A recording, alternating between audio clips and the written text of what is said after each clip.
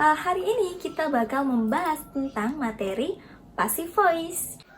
Nah, simpelnya passive voice itu adalah kalimat yang pasif. Berarti kebalikannya kalimat aktif ya. Kalau kalimat aktif kan berarti yang melakukan aktivitas tuh. Misalnya, saya menonton TV. Pola passive voice-nya berarti ya TV ditonton oleh saya. Seperti itu ya. Nah, gimana tuh cara ngomongnya? Nanti ada rumusnya sendiri ya. Kita bahas setelah ini.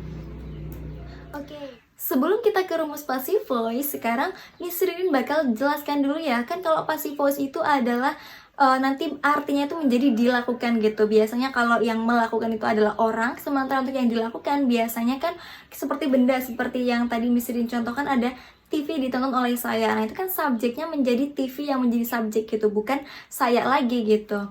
Nah, dimana artinya kan menjadi di gitu ya. Nah, selain itu, biasanya passive voice itu juga sering ditandai oleh kata by. Nah, walaupun nggak selalu ya, nggak selalu kalimat yang pasif itu selalu diikuti oleh kata by, tapi sering diikuti oleh kata by gitu ya, walaupun nggak semuanya gitu.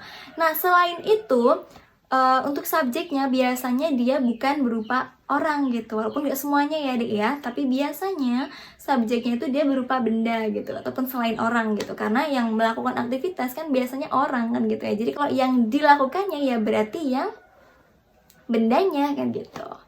Nah, rumusnya gimana tuh passive voice? Untuk rumusnya, ketika kita mau ngomong passive voice atau mau ngomong yang di seperti tadi ya, misalnya TV ditonton oleh saya ataupun buku dibaca oleh saya, nanti rumusnya harus ada to be plus verb 3 gitu. Jangan lupa ya, ada to be plus verb 3 gitu. Nah, di sini kita langsung aja ya bahas ke to be-nya dulu. Nah, to be kan macam-macam ya bentuknya ya. Ada yang bentuk aslinya atau bentuk infinitifnya, itu ada be gitu. Sementara untuk to be yang bisa kita pakai ketika kita mau ngomong untuk yang present gitu, untuk yang masa-masa sekarang kayak gitu, kita bisa pakai am untuk subjek I. Nah, terus bisa pakai is untuk subjek he, she, it, dan juga yang singular, dan juga bisa pakai are untuk subjek you, they, we, dan juga yang plural kayak gitu ya. Nah, sementara untuk to be yang kita pakai untuk yang lampau, untuk yang past itu ada was untuk subjek I, she, he, it, dan singular, sementara were, to be were dipakai untuk subjek you, they, we, dan juga yang plural. Nah, seperti itu ya. Kalau bentuk ketiga to be gitu ya, biasanya kita pakai ketika kita mau ngomong kalimat perfect tense gitu ya. Kan setelah have atau has itu harus bentuk ketiga. Nah, itu tuh kita biasanya pakai to be yang bentuk ketiga juga, yaitu ada been. Nah, ketika nanti kita butuh tuh to be yang plus ing, berarti ya bentuk awalnya to be ditambahin ing, yaitu menjadi being gitu. Nggak mungkin are ing, is ing gitu ya, tapi ya being kan gitu. Oke, seperti itu ya kurang lebihnya to be ya. Oke, tadi kan rumus untuk kalau kita mau ngomong pasif itu ada to be plus verb 3 gitu ya. Nah, sekarang kita mulai dulu dari kalimat untuk yang present tense gitu, simple sekali ya. Kalau present tense kan biasanya kita ngomongnya itu saya menonton TV setiap hari misalnya kan gitu ya. Nah, kalau seperti itu berarti kan rumusnya ada subjek plus verb, verb ke satu gitu. Jadi ketika Miss bilangnya saya, berarti ya I watch TV gitu. Sementara untuk subjek she berarti she watches TV gitu ya, every day kan gitu ya, setiap hari.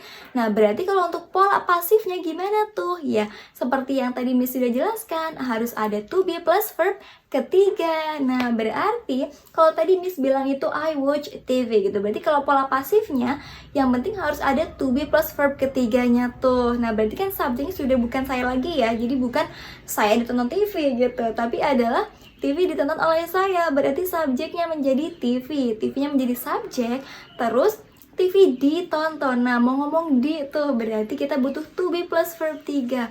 To be-nya apa tuh kalau present? Nah, tadi kita bisa pilih antara am, is, atau yang are. Nah, kalau subjeknya TV, berarti to be yang bisa kita pakai adalah is. Oke, berarti TV is.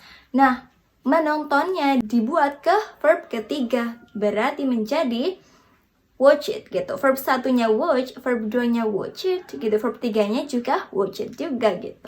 Nah, berarti TV ditonton oleh saya setiap hari menjadi TV is watched by me every day gitu. Nah, kalau untuk subjeknya sih gimana, Miss? Gitu ya, subjeknya sih berarti pola pasifnya menjadi TV is watched by her every day gitu. Simple ya.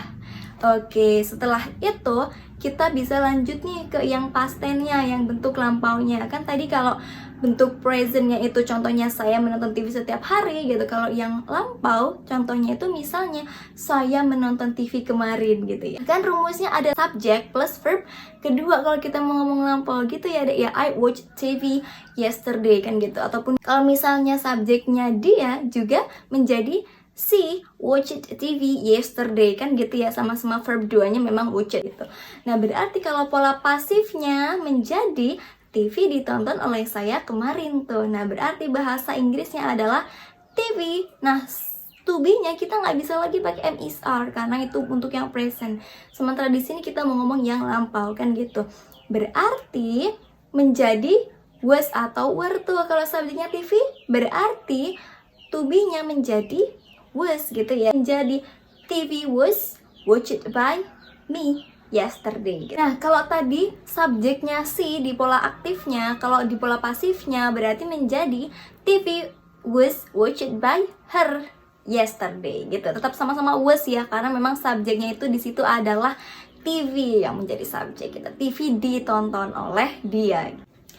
Sekarang kita bisa lanjut ya ke pola yang selanjutnya, yaitu present continuous tense gitu, dimana kita mau ngomong untuk yang sekarang gitu atau yang sedang gitu. Misalnya saya sedang menonton TV sekarang kan gitu.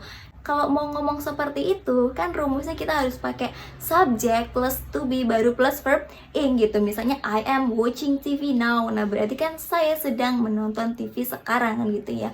Berarti untuk pola pasifnya, untuk TV sedang ditonton oleh saya, yang jelas kita membutuhkan ada to be plus verb 3-nya ya kalau mau ngomong pasif.